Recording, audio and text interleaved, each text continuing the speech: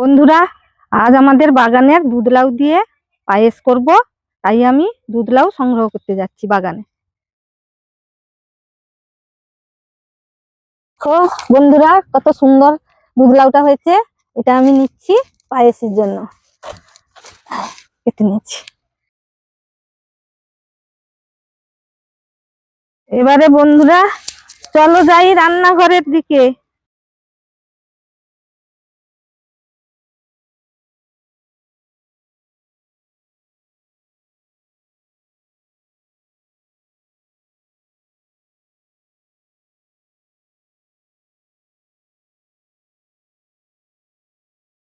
আতপ চাল, দুধ লাউ কোচানো আর দুধ একসঙ্গে মাখিয়ে নিচ্ছি।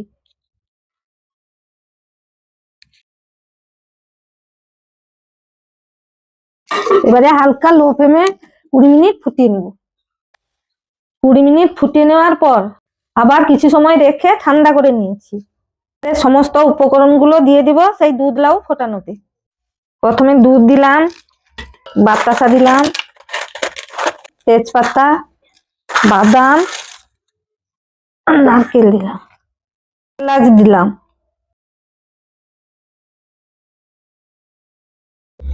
এবারে 5 মিনিট ফোটানোর পরে আমাদের পায়েস রেডি হয়ে যাবে।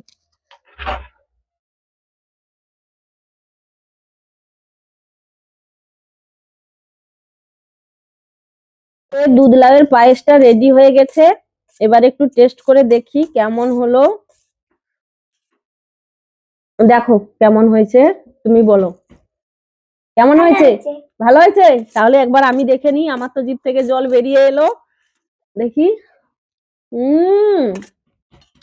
আর তোমরা ট্রাই করো, কেমন হয়েছে কমেন্টে জানিও। আর সবাই ভালো থেকো, সঙ্গে থেকো। টাটা।